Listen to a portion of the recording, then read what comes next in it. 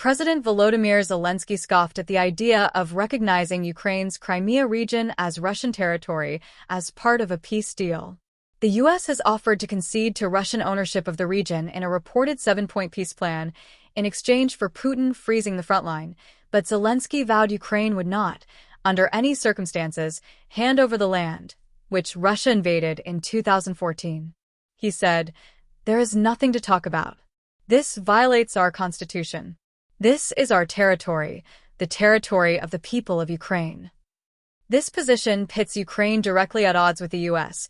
In light of the terms of the new peace proposal, the 7-point plan drawn up by the U.S. would, according to The Telegraph, allow Russia to keep some of the land it seized from Ukraine.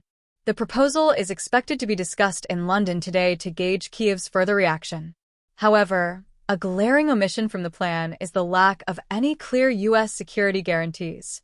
Trump reportedly included Crimea in the package after Putin hinted he was willing to stop grabbing land and give up his official claims to 4 parts of Ukraine he partly occupies.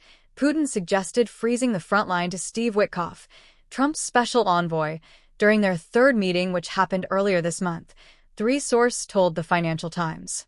The U.S. then floated the idea of a settlement that would see Washington recognize Russian ownership of Ukraine's Crimean Peninsula. The offer was reportedly sweetened with the suggestion the U.S. could acknowledge Russia's effective control of the 4-part occupied regions. Putin's proposal to halt advances would mark the first time he has given credible signs he is willing to soften his radical demands. But European officials briefed on the U.S.-driven peace efforts have warned that Putin is not to be trusted. They said he would likely use the compromise to manipulate Trump into accepting Russia's other demands. One official told the FT. "There is a lot of pressure on Kyiv right now to give up on things, so Trump can claim victory."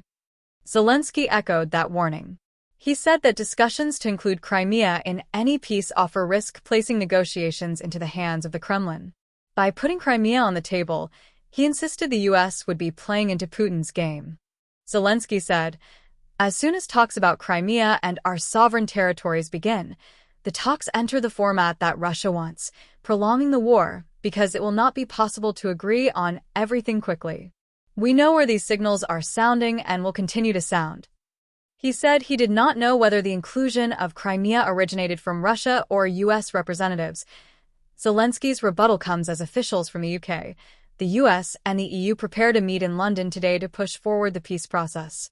UK Defence Secretary John Healey said the meeting will pick up where talks left off in Paris last week, with a focus on what the terms of a long-term ceasefire deal might look like. The reported 7-point plan drawn up by the US is likely to be high on the agenda. Initially, the meeting was supposed to involve foreign ministers, but that plan was scrapped when U.S. Secretary of State Marco Rubio said at the last minute he could not attend. The states will be represented by General Keith Kellogg, Trump's envoy for Ukraine and Russia. Kremlin spokesman Dmitry Peskov said on Tuesday that the conflict was too complex to achieve a speedy ceasefire.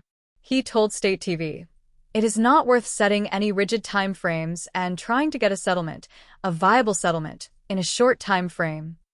And White House spokeswoman Caroline Leavitt confirmed Witkoff would be traveling to Moscow again, marking his 4th trip since Trump took office. She said, "The negotiations continue. We're hopefully moving in the right direction."